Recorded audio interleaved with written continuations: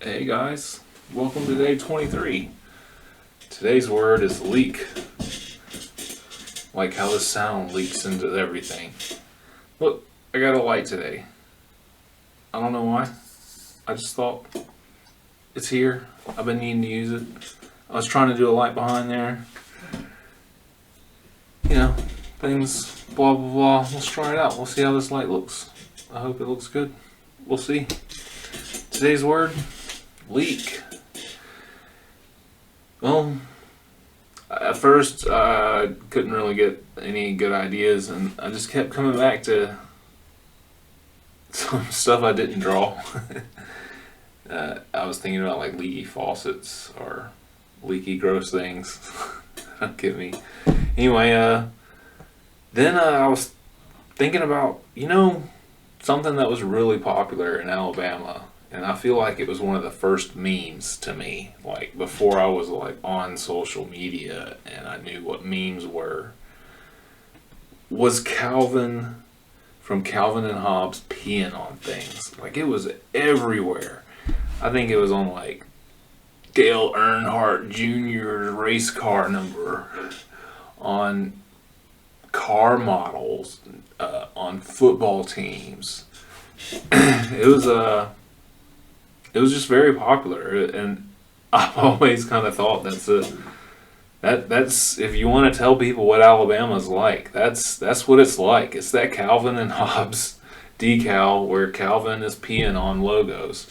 It's just a general peeing on things. I mean, our local newspaper had to shut down the comment section because it was so much hate and argument on there.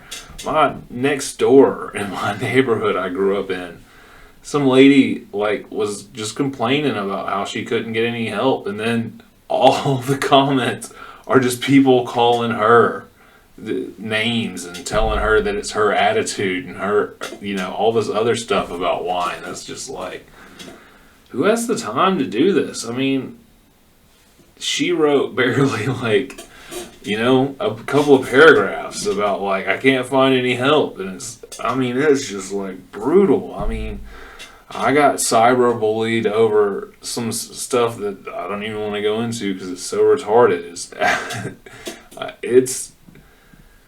That's Alabama. That's what it is. If they have anything to be proud of, it's peeing on stuff. I mean, it's just like absolute carnage here. It is just the mentality. I mean, you can say it's that, the South was the rebels. So, in the Civil War, and that we got that rebel mentality, but it's like, who is this good for? I don't see how, even after I got cyberbullied, I saw the people that cyberbullied me complaining why they couldn't make it locally. And I just wanted to be like, how can you not see that your absolute decimation of your peers and your local that's your team. That's your local team. Your absolute just decimation of your peers and not helping them stand up or holding them up is just, it's not good. I mean, I don't see why it's not more obvious to these people, but I get it when you're just in that hate and you grow up in it. Like I grew up in it. I was I was like the Briar Patch. You throw me in the Briar Patch. That's where I'm from.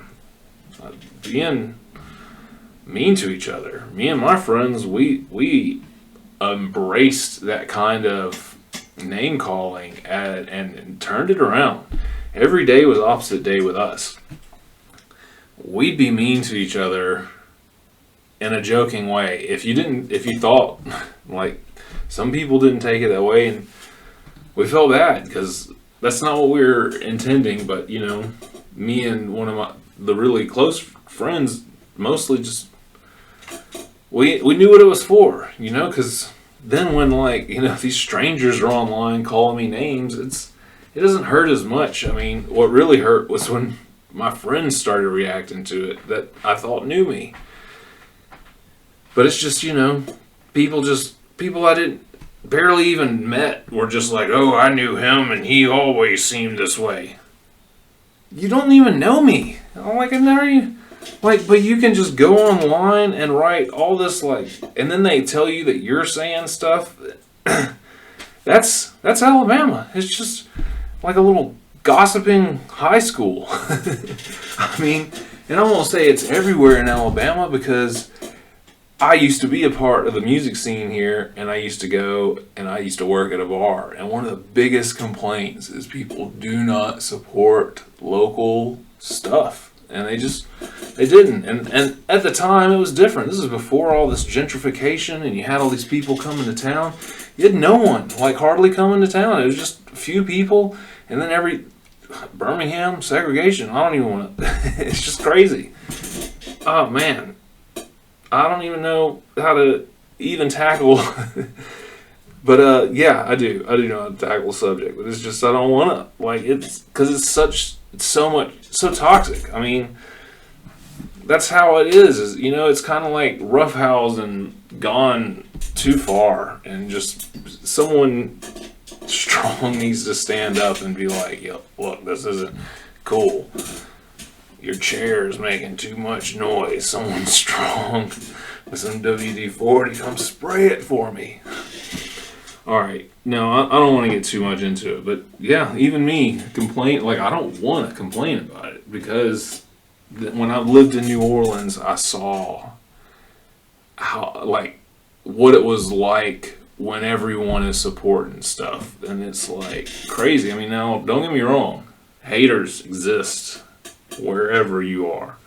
Now, not everyone in New Orleans was super nice about other things, but it's just, when you have a large support group, those haters, it don't matter as much because you can survive a little bit easier. You got your own crowd or something. But when in a city where, there's 3 goth people and all 3 of those people hate each other, it's hard to build a scene.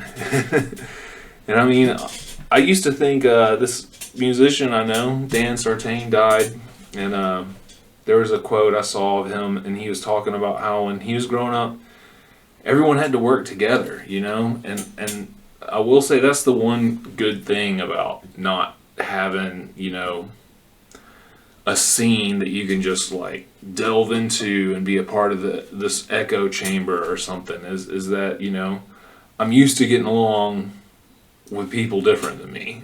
I'm not really good at getting along with people into the same stuff as me that much. I mean, I got some friends that we're into a lot of the same stuff, but we don't consume that media together. We don't even really talk about it most of the time, It is a part of our, I don't know, consumption. and I guess, what you consume makes you who you are. I mean, if you just read Mein Kampf every day, you might be a Nazi. That's going to affect who you are. Just like if you read comics every day, you might be a comic nerd. I mean, it's just, I don't know where I was going with all that. Look, we've got it today. Thanks for coming. We spend enough time talking about peeing on stuff. You shouldn't pee on things. I mean, I get it. It's fun to hate. And as an artist, it's part of my nature to look at something and be like, hey, what do I not like about it? Especially for myself, you have to control that with other people because other people can't take it as well. And that's kind of what I'm saying. Is there's a time and place. You know, the scene really doesn't do itself justice a lot of times. But hey, I haven't been a part of the scene. I don't even know, 10 years now, so it could be different.